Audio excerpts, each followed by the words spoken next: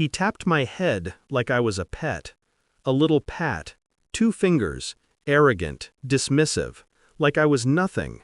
"I'm borrowing her for the night," he whispered into my ear, his breath thick with champagne and entitlement. Then he smiled, all teeth in victory, and wrapped his arm around my wife's waist. I felt the room tilt. Her laugh, soft, guilty, rehearsed, echoed like a blade against glass. I watched her lean into him, eyes shining with a hunger I had never seen directed at me. The party's lights flashed in cold bursts of gold and white, blurring into streaks as my mind stalled. Borrowing her, like she was an object, like I was irrelevant. My fingers tightened around my glass, steady, though inside something ancient and violent scraped against my ribs. I didn't speak, not a word. I simply stood there, quiet, invisible in a room full of people who believed money determined value. As they walked away, her perfume lingered, sweet, expensive, deceitful. I felt nothing.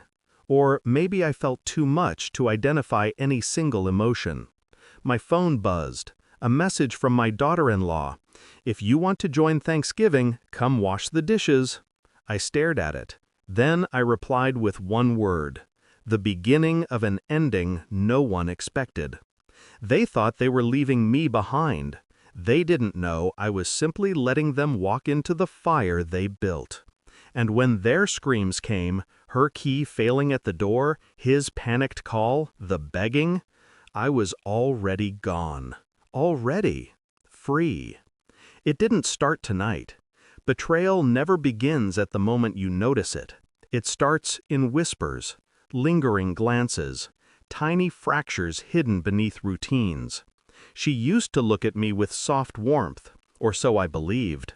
Then one morning her gaze shifted, subtly, a flicker of recalculation. I wasn't a husband anymore. I was an object. Suddenly my success wasn't enough. My schedule irritated her. My calm composure, once admired, became emotionally unavailable. Translation, she found someone with flashier toys. A friend. A man who mistook arrogance for power. She brought him into my home once, calling him an old friend. I saw the way she adjusted her necklace when he arrived. The way she exhaled, breath held too long, like anticipation. Little things. Always little things. Betrayal wears perfume. It doesn't announce itself. It seduces quietly. I didn't accuse her. I observed. Every laugh, every unexplained text, every night she came home smelling of a car that wasn't mine. She changed her passwords, thought I didn't notice. She practiced secrets like a religion. And I played along, the dutiful fool, nodding, smiling, pretending. Silence is a weapon most people never learn to fear. She mistook it for weakness. I allowed her that illusion. It was the last kindness I gave her. The truth is never loud. It whispers, then it tightens. I started small, access logs, phone bill records, bank transactions under her name, luxury restaurants she never mentioned, a hotel booking, too. Their little world, delicately built on lies, unfolded in clean lines on screens and documents. I spoke to no one. My voice stayed inside my mind where rage simmered without boiling. I remembered our vows while scrolling through her messages, watching her adoration drip onto another man's ego. She called him brilliant, powerful, her future. I laughed then, quiet, humorless. People born poor forget humility when they taste money. People born comfortable never need to flaunt it. He bragged about being a CEO, a self-made king. I owned companies he never knew existed, assets buried under trusts he couldn't comprehend. Wealth doesn't scream, it whispers, and the world obeys. My lawyers prepared quietly. Property transfers, account freezes, keycard deactivation. The home she boasted about to her mother? Mine before she ever stepped foot in it. The villa in Switzerland she didn't know existed? An inheritance I never flaunted. Let her chase new gold. She thought she was trading up. I almost felt pity. Almost. The morning after their borrowed night, she stood at our door, her key twisted, stuck. Confusion, then fear. It was almost poetic. She knocked, frantic, dignity dissolving. Inside, I watched her through the camera feed, eyes swollen from a sleepless night not spent with me. Her phone rang, his name flashed, she answered, voice cracking. Then his screaming cut through the morning. "You didn't tell me your husband is—" He stopped, fear silencing arrogance. She stuttered, panicked. I didn't need to finish the sentence for him. Reality had finished it for both of them. My silence, again, was louder than rage. I opened the door just enough for her to see me. No greeting, no questions. I simply handed her a folder. Photos, statements, records, proof. Her face collapsed. Her voice trembled. A child caught stealing life. I can explain. I raised a hand, not to stop her words, to show I didn't need them.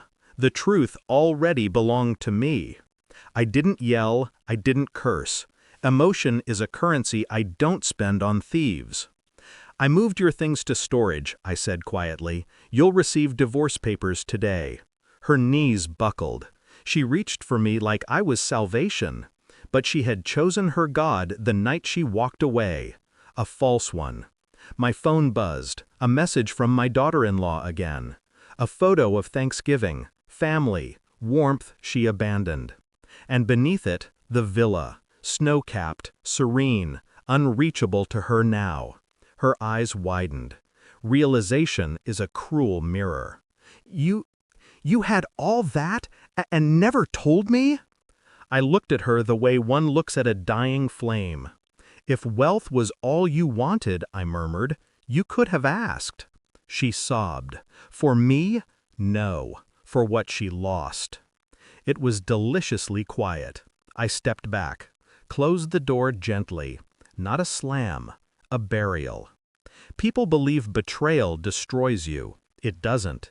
It reveals you. I didn't lose a wife. I lost a parasite. I walked through my silent home, not mourning, cleansing. Freedom tastes metallic at first, then clean, sharp, real. She called. 71 times. Each ring was a confession, a plea, a reminder of her own hunger devouring her. I didn't answer. Silence is mercy, and I am done giving mercy. The world thinks revenge is rage. It isn't. Revenge is absence. Revenge is quiet doors, blocked keys, unanswered rings, and a life lived better without witnesses who only came to take. I poured myself a drink. Snow fell outside the villa window. Peace, final, cold, earned. I didn't crush her. She crushed herself. All I did was step aside and let gravity finish the work.